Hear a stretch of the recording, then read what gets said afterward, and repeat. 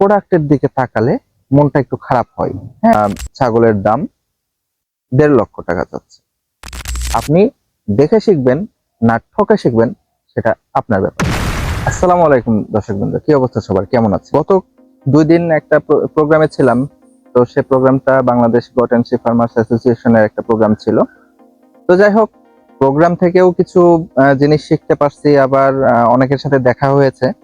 সেই প্রোগ্রামের পরের দিন আমরা নাটোরেই ছিলাম এবং সেইখানে 3-4টা খামার আমরা পরিদর্শন। তো আপনাদেরকেও এর আগে বেশ কয়েকটা ভিডিওতে আমি বলেছি যে যে কোনো কিছু করার আগে একটু প্ল্যান পরিকল্পনা করে করা ভালো।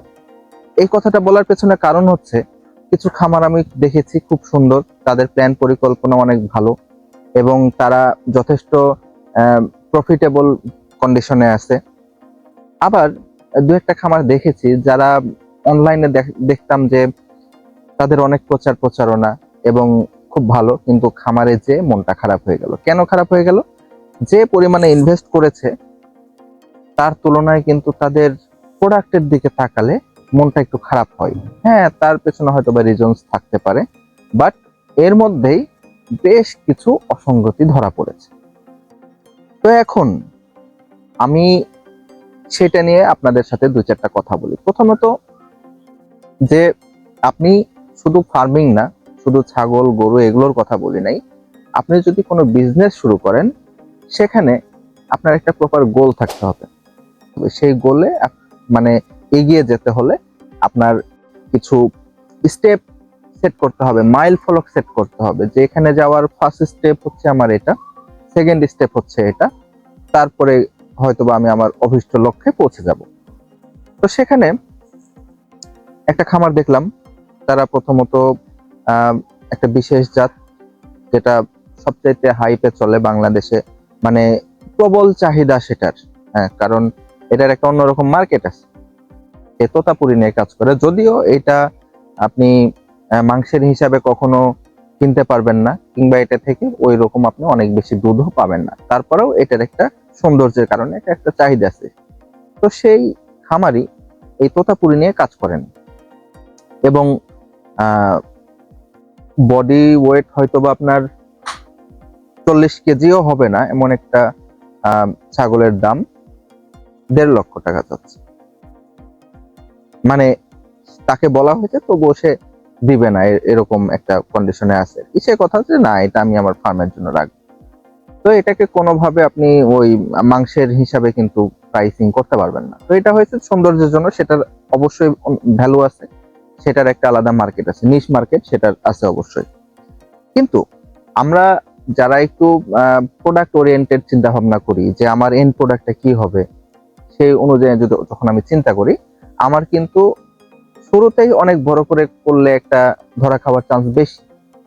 আপনি শুরুতেই অনেক কিছু করে ফেলবেন, এটা সম্ভব না, এটা হয় নাই কখনো, এটা ভবিষ্যতেও হবে না। আপনাকে কিছু শিখতে হবে।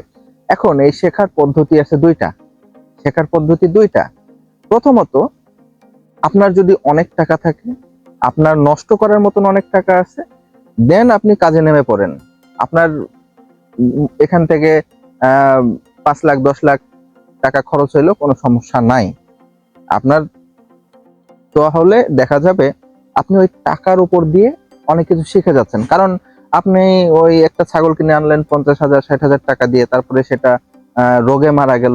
যখন মারা যাবে তার আগে তো আপনাকে শিক্ষা দিয়ে যাবে যে এটা কেন মারা গেল, এটা ট্রিটমেন্ট কি হতো, তখন কিন্তু আপনি শিক্ষা পাবেন। তা আপনি একটা শিক্ষা পাইলেন, আবার নিয়ে আসছেন 50-60,000 টাকা দিয়ে ছাগল, আপনার ঠিক মতো আপনি প্রোডাক্ট পাচ্ছেন না, আপনি ওইটা থেকে আউটপুট যে পাওয়ার কথা সেটা পাচ্ছেন না। তাহলে সেটাও কিন্তু আপনি একটা শিক্ষা পেলেন। প্রোডাক্টটা নষ্ট হইলো, সেটাকে রিকভার ওইভাবে করতে পারলেন না, হয়তো বা কম দামে সেল দিয়ে দিলেন, সেখানেও কিছু লস হবে। এখন আপনার যখন অনেক বেশি টাকা আছে, তখন সেই টাকার বিনিময়ে শিখতে পারেন। আরেকটা জিনিস শিখতে পারেন, যে আপনি সেই টাকা দিয়ে কোনো এক্সপার্টকে নিয়ে আসবেন, সেই এক্সপার্ট এসে আপনাকে প্রয়োজন মতো সার্ভিস দিয়ে যাবে। অনেকেই এই কাজ করেন এবং এটাতে দোষের কিছু না, যার যে এবিলিটি আছে। এখন যদি আপনার টাকা না থাকে তাহলে কি করবেন? আমি যদি নিজের কথা বলি, আমার ওই রকম নষ্ট করার মতন টাকা ছিল না বা নাই। আমি চাই না আমার টাকা ওইভাবে নষ্ট হোক। তাহলে আমাকে একটা টাইম ইনভেস্ট করতে হবে। আমার টাইম হচ্ছে আমার একটা অ্যাসেট, আমার একটা সম্পদ। এই সময়টা হচ্ছে আমার সম্পদ। দেখা যাচ্ছে আপনি ওই টাকা বেশি ইনভেস্ট করে হয়তো বা একজন এক্সপার্ট আপনি নিয়োগ দিয়ে সেখান থেকে শিখতে পারছেন, যেটা শিখতে আপনার 1 মাস লাগবে, আমার হয়তো বা সেটা শিখতে 6 মাস লাগবে। কারণ আমি ওই 6 মাস ধরে নিজে নিজে শিখছি, হয়তো বা অন্য কারোর সাথে পরামর্শ নিচ্ছি, কিন্তু আমি ওই প্রোডাক্টের উপর দিয়ে আমাকে এক্সপেরিমেন্ট করে শিখতে হচ্ছে, প্রোডাক্টের কাছ থেকে আমার লার্নিং নিতে হচ্ছে। গতদিন আমাদের জজ মন্ডল দাদা উনি একটা কথা বলেছেন যে আমার লালু বুড়ি আমাকে শিক্ষা দিয়ে যাচ্ছে, তার কাছ থেকে আমি সব শিখছি। তার এই যে সে আমার খামারে শুরু থেকে আছে এবং তার এখন বয়স হয়ে গেছে, একটা একটা করে দাঁত পড়ে যাচ্ছে, এখন পর্যন্ত তার কাছ থেকে আমি শিখছি যে কখন কি সমস্যা হয়। এই লম্বা একটা সময় ধরে যে সার্ভিস দিয়ে যাচ্ছে বা তাকে যে টেক কেয়ারের মাধ্যমে সেখান থেকে অবশ্যই অনেক শিক্ষা পাওয়া যায়। তাহলে এই দুইটা ওয়েতে মোটামুটি শিক্ষা নিতে পারবেন। তবে এই দুইটা ওয়ে ছাড়া যারা মনে করেন যে আমার নষ্ট করার টাকা নাই, আবার আমাকে তাড়াতাড়িও করতে হবে, তারা কিন্তু খুব বিপদের মধ্যে আছে। কারণ আপনাকে যে কোনো একটা ইনভেস্ট করতেই হবে। একজন অনেক জেনে শুনে এসে তারপরেও লস খেতে পারে, সেটা কথা না, কিন্তু আপনি জানেনও না, আপনার কাছে ওই লসটা রিকভার করার মতন টাকাও নেই, কিন্তু আপনি শুরু করে বসে আছেন। দেখা গেল যে আপনার কিছুদিনের মধ্যে বন্ধ করে দিতে হবে। গতদিন এরকম একজন দেখলাম, সে একটা খামার শুরু করেছে, হাঁসের খামার। যদিও শুরু করার পরে সে তারপরে অনুধাবন করতে পারছে যে এটা আবদ্ধ জায়গায় করা মুশকিল, বা আবদ্ধ জায়গায় করলে সেখান থেকে প্রফিট তুলে আনা খুব কষ্টসাধ্য, যার কারণে সে বলছে না, তাহলে আমি এ পর্যন্ত ইস্তফা দিই। যদিও সে অল্প ক্ষতির উপর দিয়ে গেছে, অনেকে কিন্তু অনেক বেশি ক্ষতিরও সম্মুখীন হয়েছে, বা এরকম রেকর্ড আছে। ছাগলের সেক্টরেও এরকম বেশ কিছু উদাহরণ আপনাদেরকে আগেও বলেছি, এবং হয়তোবা গতদিন যে কয়টা খামার দেখেছি তার মধ্যেও হয়তোবা অনেকে লসের মধ্যে চলে গেছেন, এবং ভবিষ্যতেও যদি এরকম প্ল্যানিং ছাড়া কেউ আসে তারা লসের মধ্যে চলে যাবে। তাই আপনারা ছাগল করেন বা বাগান করেন বা গরু করেন বা যে কোনো এগ্রো সেক্টরের প্রজেক্ট করেন অথবা এগ্রোর বাইরে কোনো প্রজেক্ট করেন, আপনাদের উচিত প্রথমে একটা টেস্ট বেসিসে একটা ব্যাচ করা, ছোট আকারে কিছু প্রোডাক্ট নিয়ে আসা। ছোট আকারে বলতে সাইজে ছোট না, বলতেছে যে অল্প সংখ্যক নিয়ে আসা। সেটাকে আপনি কিছুদিন অবজার্ভ করলেন, তারপরে সেখান থেকে যদি মনে হয় যে আমি আমার কাঙ্ক্ষিত আউটপুট পাচ্ছি, তারপরে সেটাকে একটা স্কেল আপ করার পর্যায়ে যেতে হবে। আপনাকে ওই বিজনেস টার্ম যদি বলি তাহলে হচ্ছে এমভিপি, মিনিমাম ভায়াবল প্রোডাক্ট। এই মিনিমাম ভায়াবল প্রোডাক্ট আপনাকে রেডি করতে হবে, যেটা মার্কেটে চলবে। গতদিন ওই গোট অ্যান্ড শিপ ফার্মার্স অ্যাসোসিয়েশনের একটা প্রোগ্রামে আমাদের জেনারেল সেক্রেটারি মোহাম্মদ স্যার উনি একটা কথা বললেন যে একটা যে কোনো একটা ক্যান্টনমেন্টে মাংস সাপ্লাই দেওয়ার কথা ছিল, তবে সেই মাংসটা সাপ্লাই দেওয়ার জন্য উনি অনেকজন খামারিকে বলেছেন যে এখানে মাংস সাপ্লাই দেওয়া যায় কিনা, আপনারা একটু চিন্তা ভাবনা করে দেখেন, আমাদের কাছে রিকোয়ারমেন্ট আসছে, আপনার যদি ক্যাপাসিটি থাকে তাহলে আপনি দিতে পারেন। কিন্তু সেখানে অনেকে দিতে পারে নাই। কেন দিতে পারে নাই? কারণ তারা যে ডিজাইনে ফার্ম করছে সেখানে কিন্তু মার্কেট প্রাইস রেঞ্জের সাথে তাদের প্রাইস রেঞ্জ ম্যাচ করে না। মার্কেট প্রাইস যে মাংসের প্রাইস, সেই মাংসের দামে তারা মাংস সেল দিতে পারতেছে না। এটাই আমাদের ঘাটতি। তাহলে আবার অনেকে মনে করে যে আমাদের মার্কেট তো অনেক ছোট। মার্কেট ছোট না ভাই, বাংলাদেশের ছাগলের মার্কেট বিশাল মার্কেট।